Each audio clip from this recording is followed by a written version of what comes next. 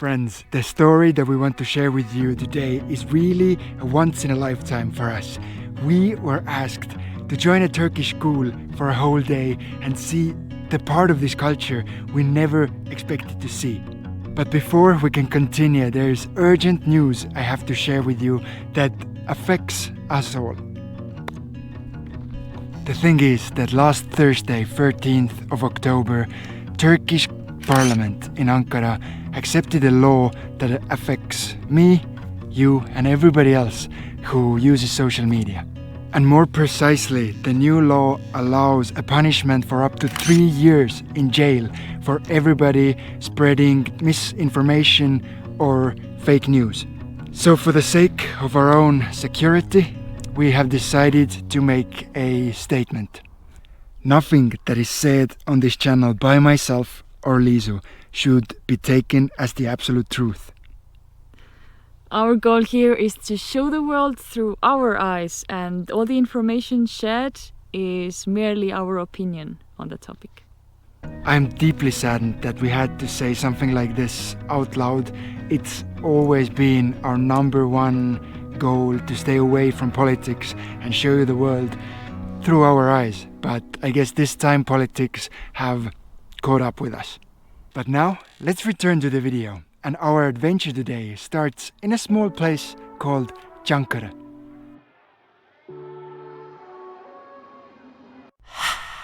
I am quite sure that if you're not from Turkey yourself, then the name Çankırı is not gonna sound familiar to you.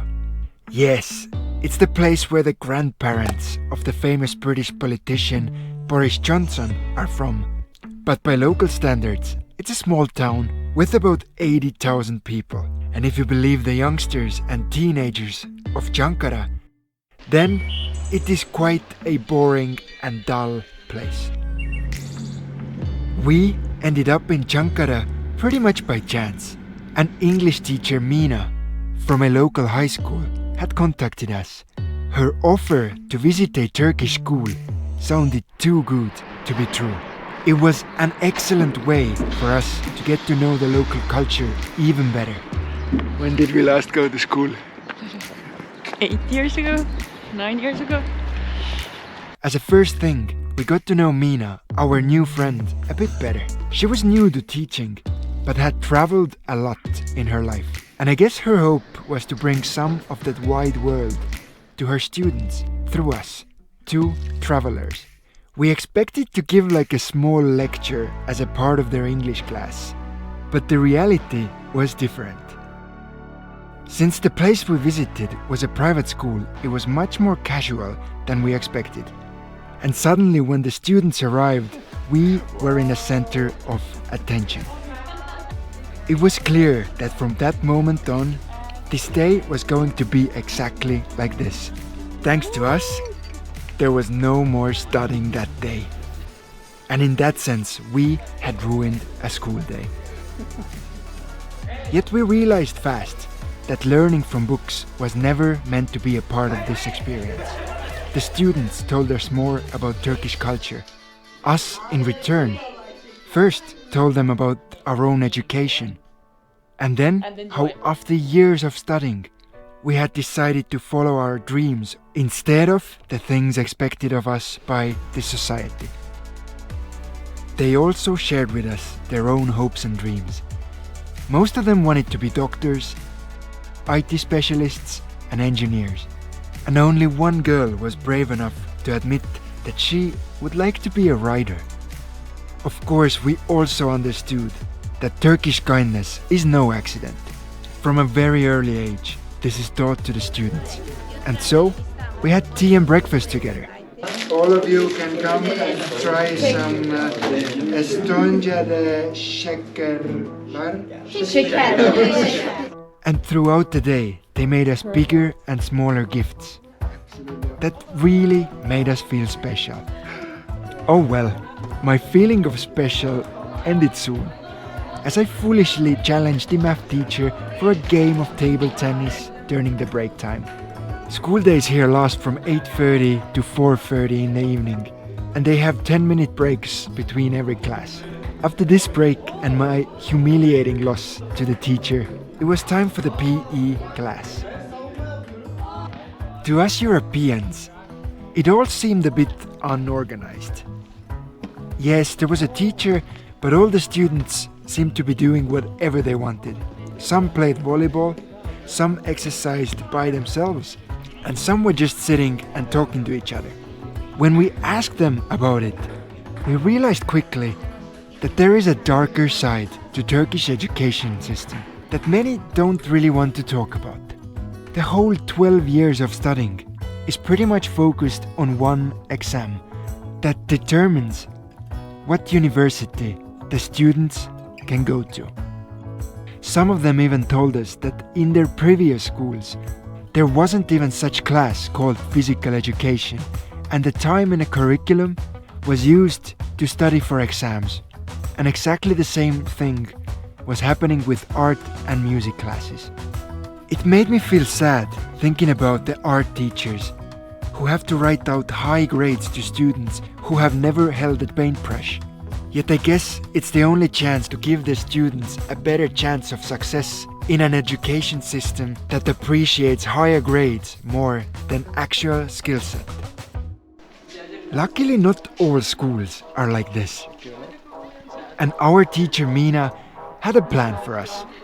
In addition to the current school system, she also wanted to show us the history of Turkish schools. It was like a field trip. Us, the students, and the city of Çankırı. With every step we realized that the place wasn't boring and dull like we had been told in the morning. It was calm, had pretty historic architecture, and the people on the streets knew each other. Suddenly it hit me. As a teenager, I was the same. My home was never enough. It was boring and ordinary. Yet years later, after trying the craziness of big cities, I realized that nothing can be better than my small, boring home. And I'm quite sure it will be same for those kids here in Çankırı, once they have a chance to live few years in Istanbul. Anyway, back to the story. The day of our so-called field trip also happened to be a holiday. It was the birthday of Islamic prophet Muhammad. Free food was handed out to everyone. And honestly, the whole thing was a little bit chaotic. Yet all the people were loving and kind towards each other. After the meal, we saw Çankırı's most famous mosque. I don't know much about architecture, but the carpet on the floor of the mosque was probably the softest I have ever stepped on.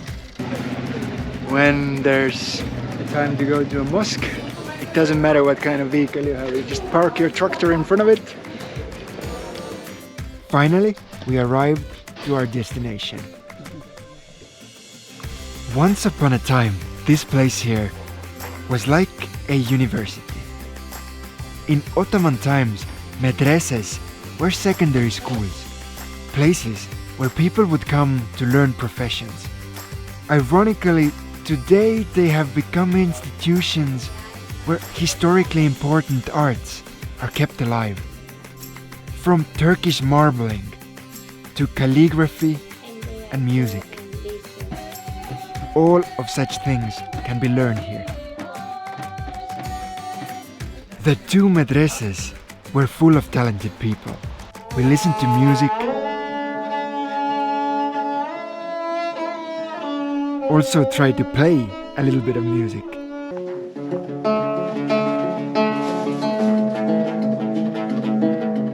And learned a lot about Turkish history. To us, they seemed like sanctuaries. Your head, your heart, and your door should always be open.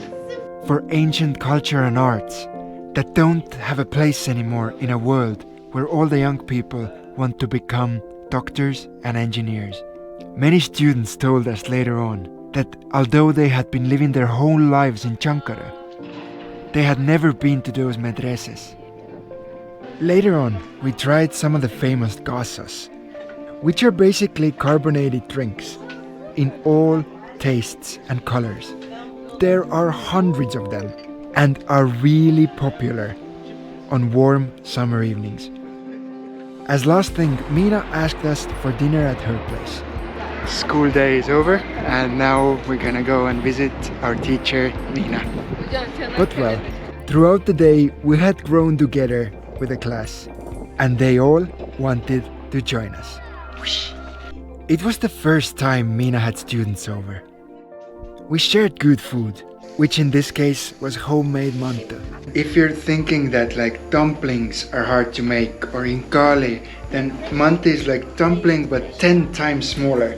So there's 10 times more work for one bite. So there's like microscopic dumplings that have fillings in there. We shared interesting stories between generations. We came with a few people at first. And when they sent pictures on the class group chat about the manta that we're gonna try, then the whole English class came. There was a lot of us. Then secretly, I had some more of that good food. I'm going on a secret mission. Everybody else is eating in the kitchen. And as I was sitting there with my belly full of delicious manta, I thought to myself, if Mina had planned this day like this from the beginning. This day was not about us telling about their travels and how we chose our passion over education. Yet, it was not about Turkish school system either.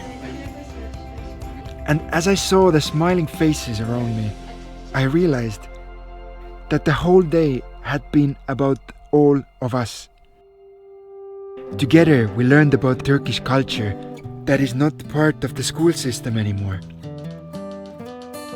As it was an English class for the students, I have to say that we definitely also learned English.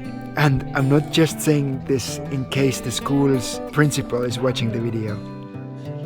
And as a final thing, I hope that once the young people of Çankırı see this video, they will realize that the small city they live in is not half as bad as they thought. Friends, it was such a privilege sharing this story today with you. And one more time, I want to say thank you to Mina for accepting us in her class and for showing us this part of Turkish culture and kindness. And as a last thing, I just want to tell all the students that I know at the moment you're thinking about math, you're thinking about science, history, everything you're gonna need for your final exam. But from the bottom of my heart, I hope that you will also have a little bit of time for music, arts, and physical education. Because although the first subjects are most likely gonna determine your income in the future, your material gain, but the last ones are needed to keep ourselves spiritually balanced. Because if you ask me, those last ones, art, music, and sports, at least for me, are the things that make life worth living. It was such a pleasure having you traveling with us today, and in the next video we're gonna bring you along to see what is probably the most hated and weird place in the whole country of Turkey. But until then, you can check out this playlist to see all of our Turkish videos, and we will see you next time. Bye.